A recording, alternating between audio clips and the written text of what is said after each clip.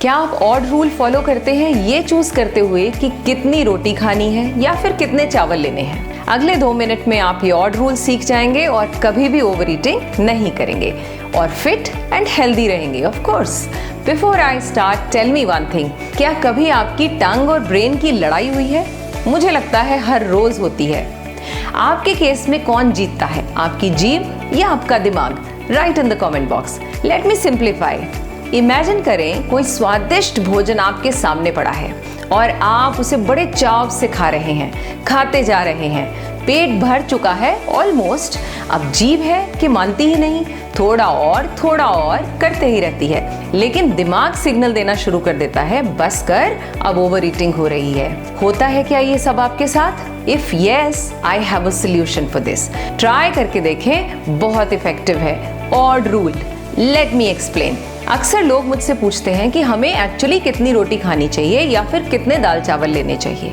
वो डिसाइड नहीं कर पाते और इसी चक्कर में वो ओवर ईट कर बैठते हैं। आपने करना क्या है? से फॉर एग्जाम्पल, मैंने 1 रोटी खा ली, अब मन कह रहा है कि एक और ले लेते हैं, सब्जी बहुत स्वाद बनी है, खा ही लेते हैं। अब इस मोमेंट पर ऑड रूल लगेगा, 1, 3 या 5 वाला, यानी I can not take 1 more roti, I need to take 2 more. मतलब अगर तो मैं अगली 2 रोटियां खा सकती हूँ तो ही मैंने सेकेंड रोटी लेनी है। थोड़ा और सिंप्लीफाई करती हूँ।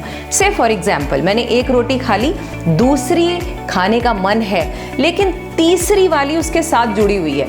अगर तो आपको लगता है कि तीसरी आप खा लेंगे तो ही आप दूसरी रोटी लेंगे।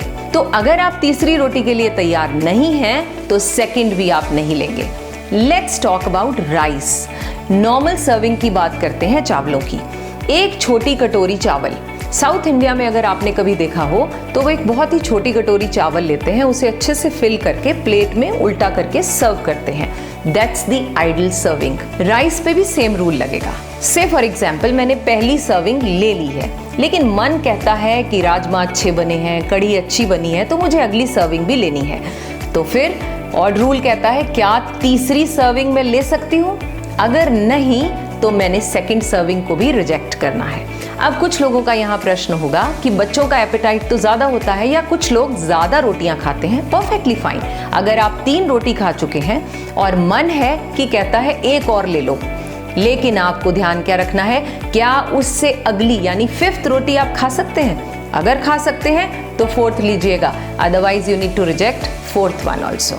आई गारंटी वन थिंग, अगर आप ये रूल फॉलो कर गए तो कभी भी ओवर ईटिंग नहीं करेंगे।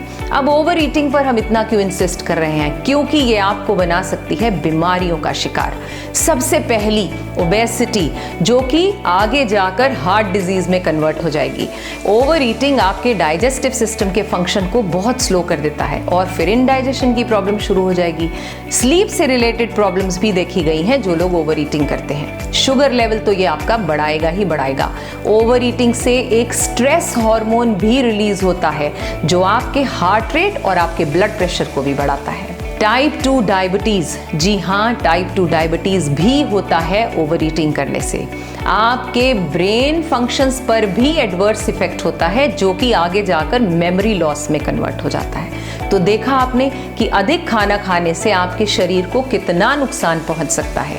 इसीलिए आपको हमेशा भूख से थोड़ी कम खाना खाना चाहिए ताकि खाना अच्छे से पच जाए। And this odd rule will actually help you follow the same. जन जन के कल्याण के लिए इस इंफॉर्मेशन को सभी के साथ शेयर करना ना भूलिएगा। God bless you all.